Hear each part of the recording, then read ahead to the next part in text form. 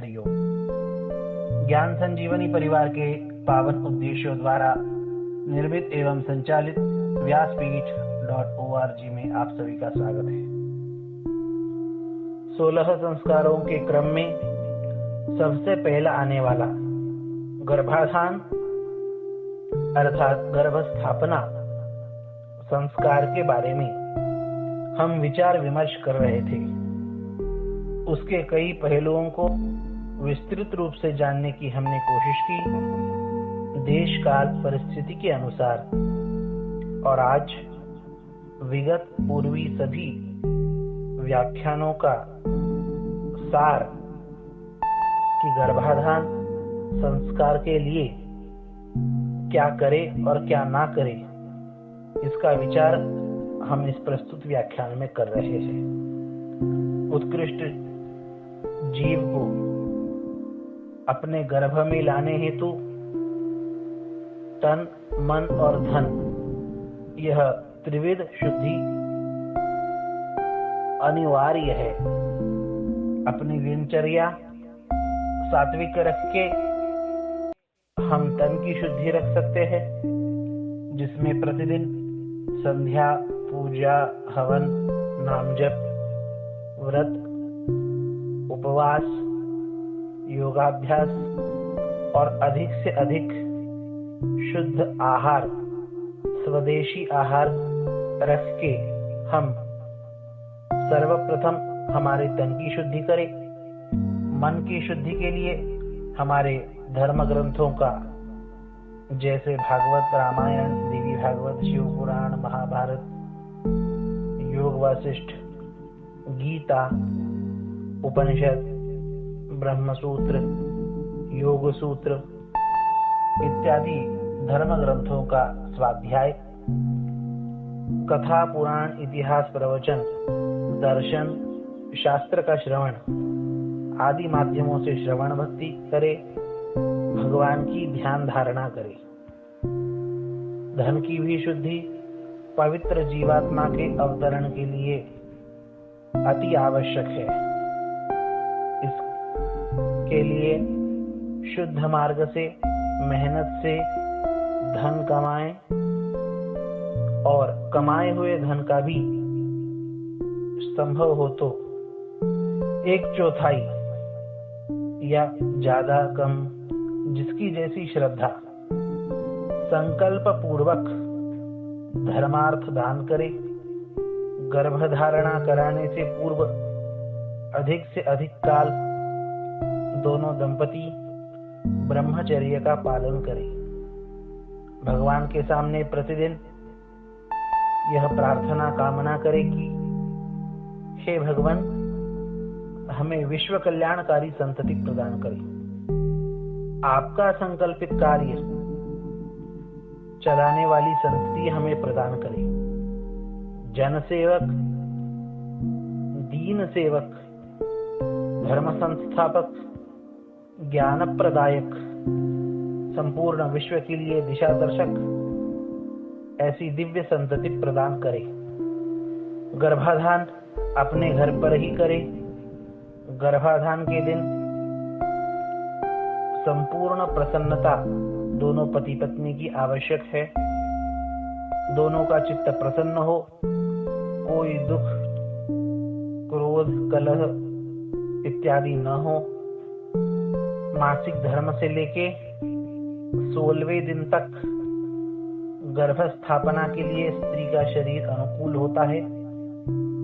उसमें भी पहले 4 दिन और 13वां दिन यह वर्ज्य निषिद्ध कहा गया शास्त्रों के द्वारा, और बचे हुए 11 दिनों में गर्भाधान, गर्भस्थापना करना योग्य माना गया। गर्भाधान के लिए जो दिन निश्चित करना है, इन 11 दिनों में भी उसमें पंचांग शुद्धि होना बहुत आवश्यक है। पंचांग अनुसार वह शुभ दिन होना चाहिए, यह पहली बात। दूसरी बात, कोई निषिद्ध तिथि के दिन गर्भाधान ना हो। निषिद्ध तिथियां चतुर्थी, षष्ठी, अष्टमी, चतुर्दशी एकादशी, पूर्णिमा, अमावस्या यह है। इसी के साथ साथ नक्षत्रों में मघा, ज्येष्ठा, मूल, रेवती स्वयं का जन्म नक्षत्र, जन्म दिवस, माता पिता का श्राद्ध दिवस, उस श्राद्ध दिवस के पहले का एक दिन, और वारों में रवि, मंगल, शनि यह गर्भाधान के लिए वर्ज निषिद्ध कहे हैं। इन सब निषिद्ध दिवसों से बचते हुए गर्भाधान हो। गर्भाधान में उस स्त्री को चंद्र बल अनुकूल होना चाहिए, प्रतिकूल नहीं।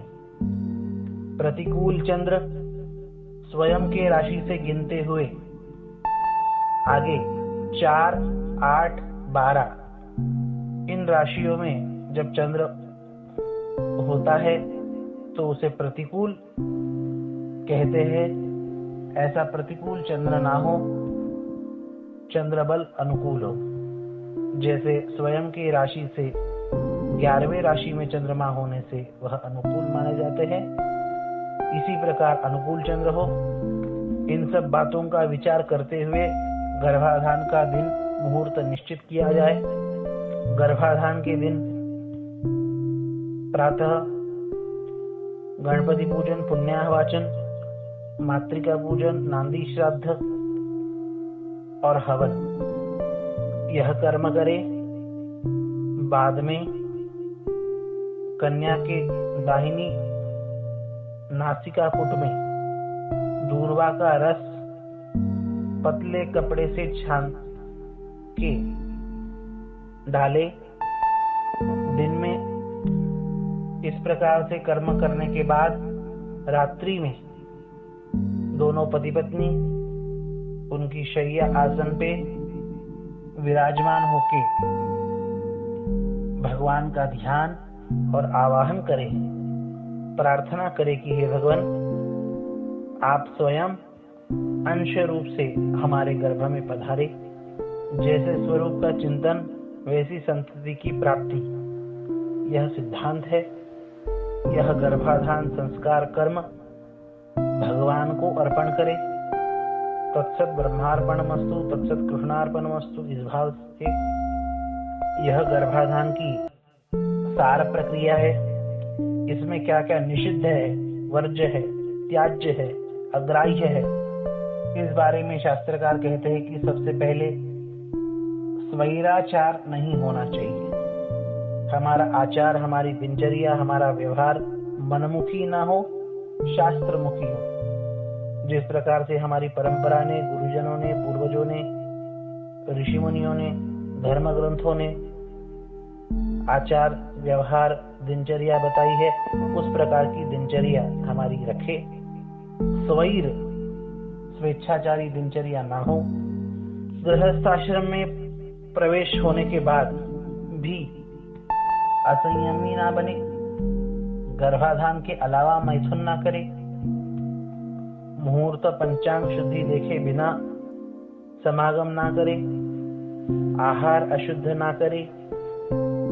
मांसाहार है, शराब आदि दूषित पेय है।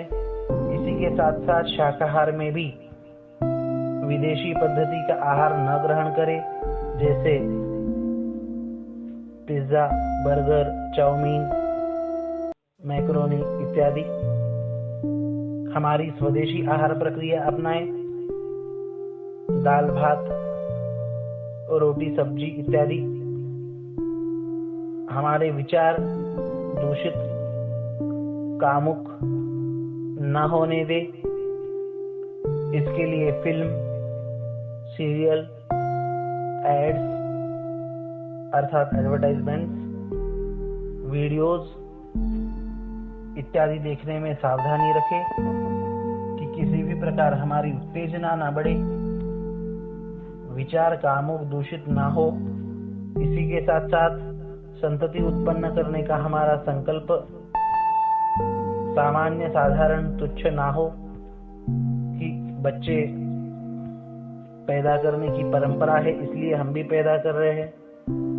हमें खुशी मिले, हमारा नाम आगे चले, हमारी जायदाद कोई संभाले, बुढ़ापे में हमें सहारा हो, ऐसे सामान्य संकल्प संतति के लिए ना रखे। विश्व कल्याण का व्यापक दिव्य संकल्प करके संतति उत्पन्न करे। ये छोटी मोटी बातें, सामान्य बातें तो अपने आप हो जाएगी। दूसरों के घर पे, तीर्थ में, अपने घर से बाहर कहीं भी गर्भाधान ना कराए। गर्भाधान संस्कार के लिए विधि निषेध की सार रूप से यह जानकारी दी गई है। किसी को भी कोई शंका, प्रश्न इत्यादि हो तो भी वह पूछ के उसका समाधान करके उच्च संतति प्राप्त कर सकता है। अतः आप सबके घरों में भगवत कृपा प्राप्त विश्व कल्याणकारी धर्म संस्थापक संतति वंश बढ़े, यही शुभकामना, भगवान से मंगल प्रार्थना। हरिओम तत्सत।